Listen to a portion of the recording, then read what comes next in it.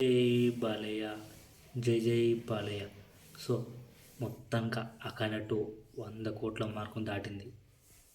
So అసలు అఖండ 2 200 కోట్లు లేదా 300 కోట్లు కలెక్షన్ వస్తాయనుకున్నాం, కానీ అంత దాటలేదు.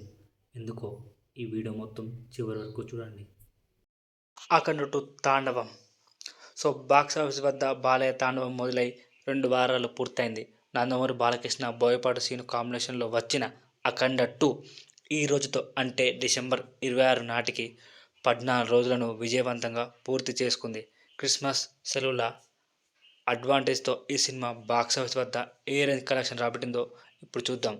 సో సినిమా విడుదలైన మొదటి రోజు నుంచే భారీ వసూళ్లతో మొదలైన జైత్రయాత్ర రెండో వారంలో కూడా నిలకడగా సాగింది.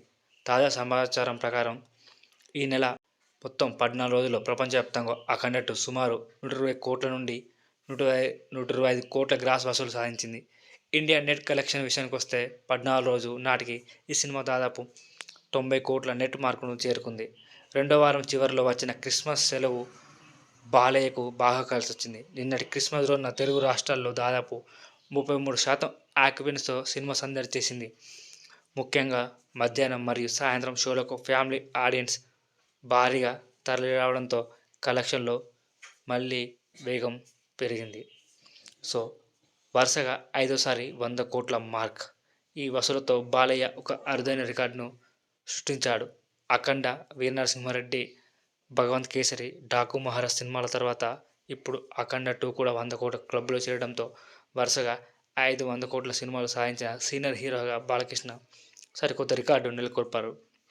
అయితే ఈ సినిమా ప్రీ రిలీజ్ బిజినెస్ దాదాపు 103 కోట్లకు పైగా జరగడంతో బ్రేక్ ఈవెన్ కావడానికి ఇంకా కొంత దూరం ప్రయాణించాల్సి ఉంది.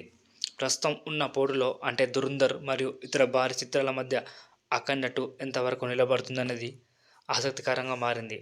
మొత్తానికి నెగిటివ్ టాక్ వినిపించినప్పటికీ బాలయ్య తన మాస్ పవర్తో బాక్స్ ఆఫీస్ వద్ద 14 రోజుల సినిమాగా నిలబడడం విశేషం.